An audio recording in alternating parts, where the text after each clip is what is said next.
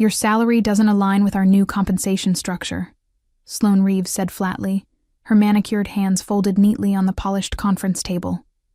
2 security guards hovered by the door, their presence making the implication clear. This is effective immediately. I looked at her, taking in the expensive silk blouse and the carefully rehearsed expression of corporate regret. Behind those practiced eyes, I could see what she really thought, that I was just another line item to be trimmed in the post-merger efficiency sweep. I understand, I replied, smiling calmly. I wish you all the best. My name is Marissa Langley. For the past decade, I've led the Enterprise Accounts Division at Crosswell and Pine in Richmond, Virginia. Or rather, I had. I built that department from scratch, cultivating relationships with our top clients until my team was responsible for 40% of the company's annual revenue. 10 years of early mornings and late nights, canceled vacations and postponed family gatherings, all dedicated to making sure our clients felt valued, and in less than 15 minutes, it was over. I gathered my personal items from my office while my team watched in stunned silence. Many had tears in their eyes. I hugged each of them, whispering encouragements and thanking them for their hard work. Then I walked out of the building without protest, my head held high. As the glass doors closed behind me, I took a deep breath of the crisp autumn air.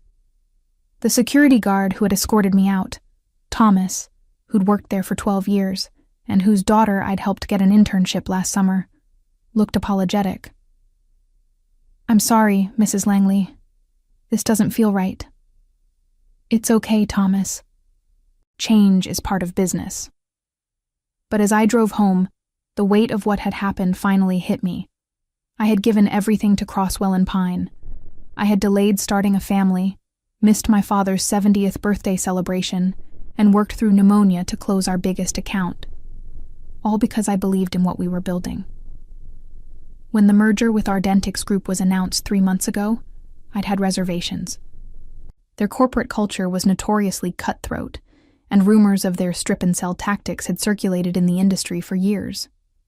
But the board had assured us that our company's values would remain intact. Now I understood the truth. This wasn't just a compensation issue. Sloane wanted my clients, but not the person who had earned their trust. She thought those relationships would transfer seamlessly to whoever took my place. I pulled into my driveway, turned off the engine, and smiled to myself. Sloane Reeves was about to learn a valuable lesson about the difference between clients and relationships. The first call came while I was still unpacking my box of office belongings. It was Harold Fletcher, CEO of Fletcher Logistics, one of our largest clients. Marissa, what the hell is going on? I just heard you're out. It's true, Harold. The new management decided to go in a different direction. Different direction? You've been our point person for 7 years. You guided us through that nightmare with the Asia-Pacific expansion. My board trusts you. I could hear the genuine concern in his voice, and it touched me. Harold and I had developed a rapport that went beyond the typical client-vendor relationship. When his wife was diagnosed with breast cancer last year, I'd connected them with the specialist who ultimately saved her life. I appreciate that, Harold, really, but companies change, and so do priorities. Well, our priority is working with people we trust. I'm calling Sloane Reeves myself. Similar conversations followed throughout the day. Each client expressed shock, confusion, and in some cases, outright anger. I was careful not to criticize Crosswell or Ardentix. There was no need. The situation spoke for itself. That evening, my husband James prepared dinner while I sat at our kitchen island, scrolling through dozens of messages from colleagues and clients. You're taking this remarkably well, he observed, sliding a glass of wine toward me. What good would falling apart do? I replied, though the truth was more complicated. I had suspected this might happen from the moment the merger was announced. Ardentix had a pattern: acquire companies with strong client relationships, cut the expensive relationship managers, and hope the clients stayed through inertia. It worked often enough to make it their standard procedure, but they had miscalculated this time. What Sloane didn't understand was that my clients weren't just attached to Crosswell and Pine, they were attached to me. I wasn't just a department head.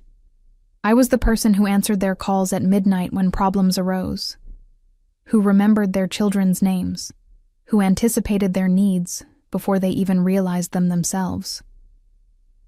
"So, what's your plan?"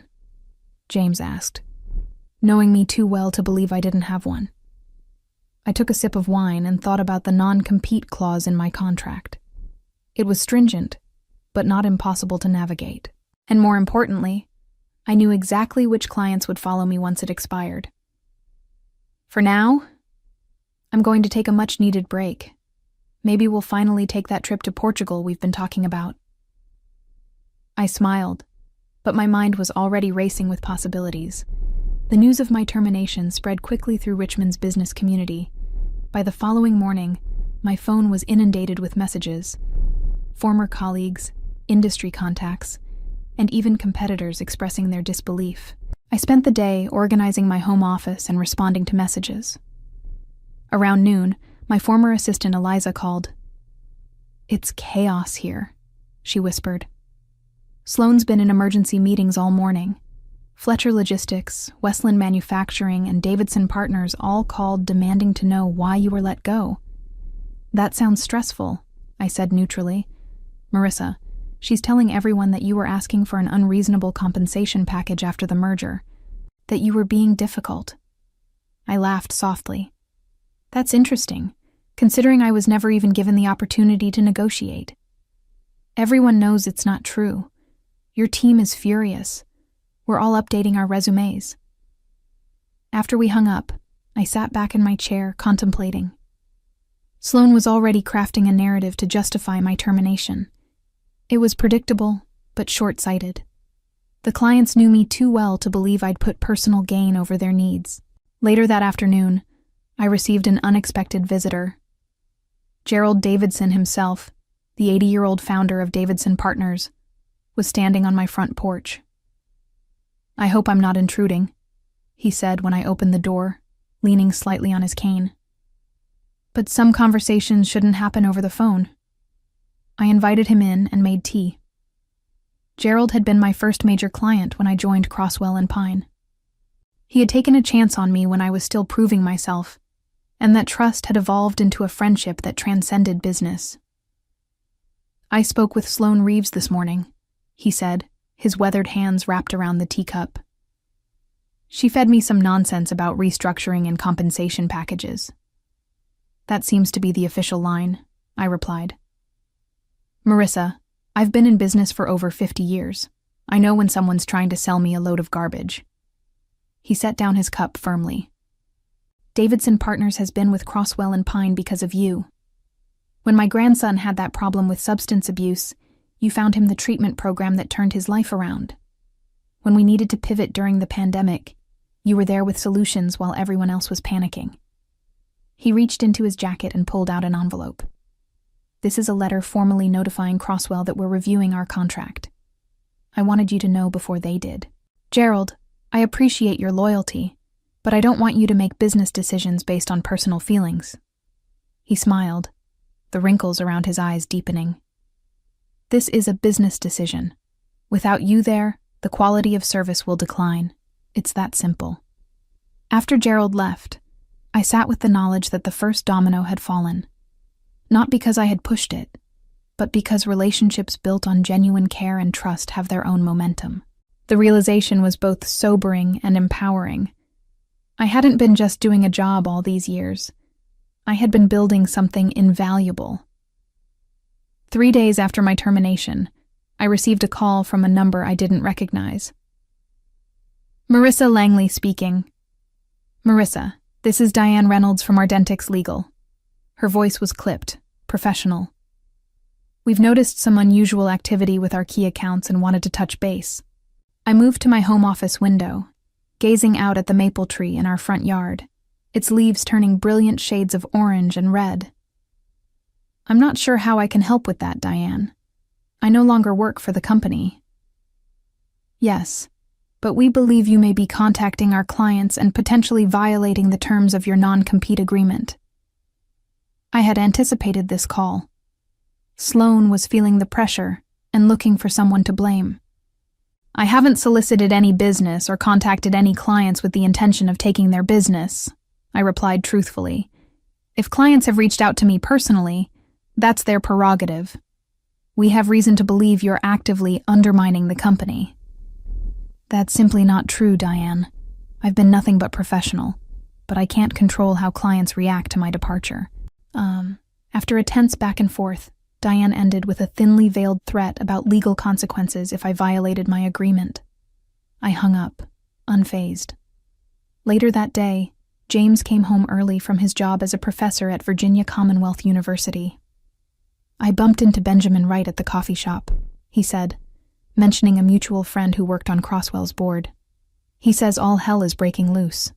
Apparently, 4 major clients have formally requested meetings with the board to discuss your termination. Really? This was faster than I'd expected.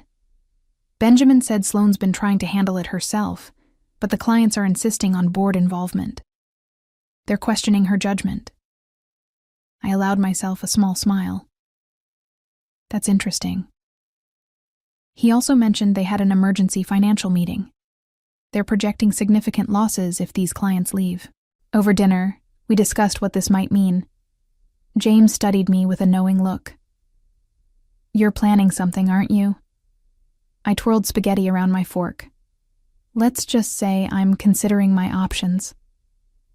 The truth was, I had spent the day researching what it would take to start my own consulting firm. My non-compete prevented me from directly soliciting Crosswell's clients for a year, but it didn't prevent me from establishing my own business. And if clients happened to follow me once they were no longer contractually bound to Crosswell, well, that would be their decision. The next morning, Eliza called again. They're trying to replicate your client notes, she said.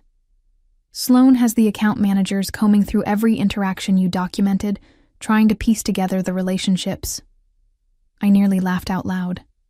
My client notes were meticulous, yes, but they couldn't capture the nuances of relationships built over years.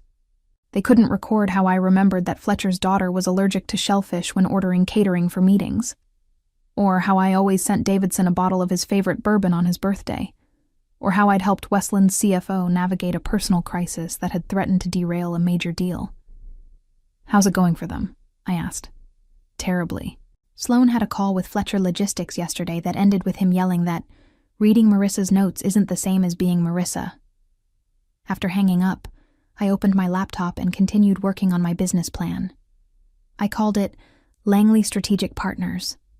Straightforward and professional. I began drafting a website and creating service packages. As I worked, my phone buzzed with a text from an unknown number. This is Vivian Park from Westland. Dinner tomorrow? There's something I want to discuss. Interesting. Vivian was Westland's CEO, a brilliant tactician known for her direct approach. I'd be delighted, I responded, curious about what she had in mind. Vivian chose a quiet, upscale restaurant on the outskirts of Richmond for our dinner. She was already seated when I arrived, her expression brightening as I approached the table. Marissa, thank you for coming, she said, standing to embrace me briefly. I've missed our conversations. It's only been a week, Vivian, I laughed. A week too long. She gestured for me to sit. I hope you don't mind, but I've invited a few colleagues to join us. Before I could respond, I spotted Harold Fletcher and Gerald Davidson being led to our table. Behind them was Anthony Torres, CEO of Torres Innovations, another of my former key clients. What's going on? I asked as they took their seats. We're staging an intervention, Harold said with a grin that didn't quite mask his seriousness. For Crosswell and Pine. Over appetizers, they revealed that each of them had met with Sloane Reeves and left unimpressed. The board had reached out to some of them directly, trying to smooth things over, but the damage was done. She tried to tell me that your departure wouldn't affect our service level, Anthony said, shaking his head. Then couldn't answer basic questions about our upcoming product launch, information you've had for months. The bigger issue, Vivian added, is trust. How can we trust a company that discards someone like you so carelessly? It shows a fundamental misunderstanding of why we do business with them. I listened, touched by their loyalty but cautious. I appreciate the support, but I don't want to be the reason your companies make decisions that might not be in your best interests. Gerald Davidson tapped his water glass with a spoon. That's precisely why we're here, Marissa. This is about our interests. They had a proposition. They knew about my non-compete agreement, but they also knew it would eventually expire. In the meantime, they wanted to know if I was planning to start my own firm. We've discussed this among ourselves, Harold explained. We're prepared to wait out your non-compete period. When it expires, if you have your own consultancy, we want to be your first clients. We're not asking you to violate any agreements, Vivian clarified. We're just telling you that we'll be reviewing our options when our contracts with Crosswell come up for renewal. I was stunned by their coordinated approach. What about your current projects? We'll fulfill our contractual obligations, Gerald said, but we won't be expanding our services with them, and when the time comes. The implication was clear. They were offering me a lifeline, a guaranteed client base once I could legally work with them again. This is overwhelming, I admitted, in the best possible way. Anthony leaned forward. There's more. We've been talking to other businesses in our networks. There's significant interest in your services, Marissa. People who have heard about how you work, who want that same level of attention and understanding. As dinner progressed, we carefully avoided discussing specific plans or making concrete arrangements that might violate my agreement. Instead, we talked about industry trends, their business challenges, and my perspectives on strategic growth. By dessert, I felt a renewed sense of purpose. These weren't just clients mourning the loss of a service provider. They were allies who valued what I brought to their businesses. As we prepared to leave, Vivian pulled me aside. We heard Sloan has been implying you were difficult during the transition. We all know that's not true, and we've made that very clear to the board. I drove home that night with my mind racing. The dinner had confirmed what I suspected. The relationships I had built were strong enough to withstand this transition. Moreover, they represented an opportunity to create something new, something that truly reflected my values. When I walked through the door, James took one look at my face and knew. Good dinner? Life-changing, I replied. The following week brought a surprising development. I received an email from Lawrence Bennett, chairman of the board at Crosswell and Pine, requesting a meeting. I agreed, suggesting we meet at a neutral location, a quiet cafe near the river. When I arrived, Lawrence was already there, looking considerably more haggard than when I'd last seen him at the company holiday party 6 months earlier. Thank you for coming, Marissa, he said, shaking my hand firmly. I appreciate your willingness to talk. Of course, Lawrence. What can I do for you? He sighed, running a hand through his silver hair. I'll be direct. The board is concerned about the client response to your departure. We've received formal letters from 6 major accounts expressing their disappointment and indicating they're reviewing their contracts. I nodded, keeping my expression neutral. I understand that must be challenging. It's more than challenging. It's potentially catastrophic. He leaned forward. Marissa, the board feels your termination may have been hasty. We'd like to discuss your return to the company. I had suspected this might happen, but hearing it still sent a jolt through me. In what capacity? We're prepared to offer you a promotion, Senior Vice President of Client Relations, reporting directly to the board. A significant increase in compensation, of course. And Sloan? She would remain CEO, but your division would operate with considerable autonomy. I took a sip of my coffee, considering his offer. It was tempting, a vindication of sorts, but something felt wrong about it. What happens to my team? The people who are currently trying to manage my client relationships? Lawrence hesitated. There would be some reorganization, naturally. Translation. Those people would be pushed aside to make room for me. The same callous approach that had been used with me would be applied to them. I appreciate the offer, Lawrence, but I need to consider it carefully. He looked relieved, clearly having expected an immediate rejection. Of course. Take the weekend to think about it. After he left, I called James to share the news. Are you considering it? He asked. I don't know, I admitted. It would be easier than starting from scratch. But it would mean working under the woman who fired me without cause, in a company culture that's shifting away from everything I value. That evening, I received another surprising call from Eliza. I shouldn't be telling you this, she began, her voice hushed. But Sloan had another meltdown today. Westland Manufacturing informed her they won't be renewing their contract when it expires next quarter. She's blaming everyone but herself. How are you holding up? I asked, concerned for my former team. It's getting worse. 2 of the account managers have already quit. The rest of us are just trying to keep things from completely falling apart. After we hung up, I sat in my home office for a long time thinking. The board's offer represented the easy path, back to the familiar, with the added satisfaction of Sloan having to acknowledge her mistake. But returning would mean compromising on the vision that had been forming in my mind since my termination. Langley Strategic Partners could be something different. A firm that truly prioritized relationships over transactions, that saw clients as partners rather than revenue streams. I picked up my phone and dialed Lawrence's number. I've made my decision, I told him when he answered. I appreciate the offer, but I must decline. Marissa, please reconsider. My decision is final, Lawrence, but I wish you and the company all the best. As I hung up, I felt a weight lift from my shoulders. Sometimes the hardest decisions are the ones that ultimately set us free. 6 months passed quickly. I spent the time meticulously building the foundation for Langley Strategic Partners. I secured office space in a renovated historic building downtown, developed a comprehensive service model, and hired a small but talented team, including Eliza and 2 other former colleagues who had left Crosswell and Pine. I was careful to adhere strictly to my non-compete agreement, focusing on developing relationships with businesses outside of Crosswell's client base. Word spread quickly in Richmond's business community, and I found myself fielding inquiries from companies I'd never worked with before.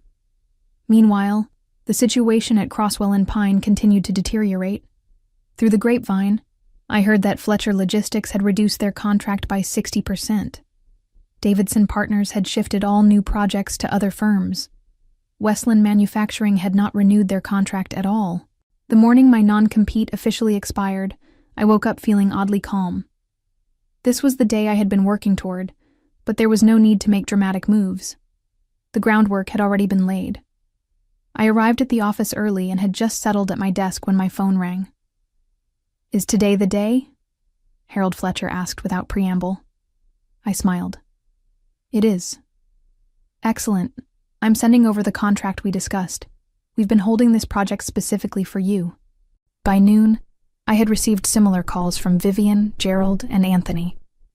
By the end of the week, Langley Strategic Partners had signed contracts with 5 former Crosswell clients, representing nearly $2 million in annual revenue. I hadn't poached a single client. I hadn't needed to. They had come to me of their own accord, precisely as we had discussed that night at dinner 6 months earlier. The most satisfying moment came when my assistant forwarded an email that had been sent to my new company address. It was from Sloan Reeves, requesting a meeting to discuss potential collaboration opportunities. I politely declined. 1 year after my termination, Langley Strategic Partners had grown to a team of 15, serving 22 clients across various industries.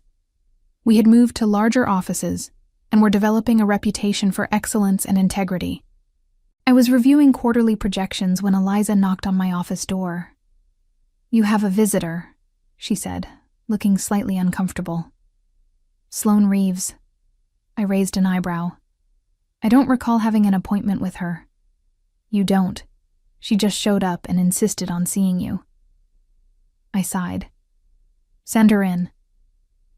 Sloane entered my office, looking far less polished than she had the day she fired me. The confident posture was gone, replaced by a tense, almost desperate energy. Marissa, thank you for seeing me, she began, taking the seat across from my desk without waiting for an invitation. What can I do for you, Sloane? She took a deep breath. I'll be direct. Crosswell and Pine is struggling. We've lost 40% of our revenue since your departure. The board is considering drastic measures, including a potential sale of the company. I waited, suspecting there was more. I wanted to propose a merger between our companies. Your client relationships combined with our infrastructure could be powerful. The irony was almost too perfect. A merger, I repeated. Yes, with you taking a leadership role, of course. I studied her, recognizing the desperation behind her proposition. This wasn't about collaboration. It was about survival. I'm afraid that won't be possible, I said finally. Our companies have fundamentally different approaches to business and client relationships. Marissa, please. I wish you all the best, Sloane, truly, but my answer is no. As she left, I felt no triumph or vindication, just a quiet confirmation that I had made the right choice in creating something new rather than trying to fix what was broken. The revenge I had imagined wasn't in watching Crosswell and Pine struggle, but in the success I had built from the ground up. I had proven my value not through confrontation, but through consistency and care. I learned that sometimes the most powerful response isn't fighting back, it's moving forward. And in that forward motion, I found not just success, but fulfillment.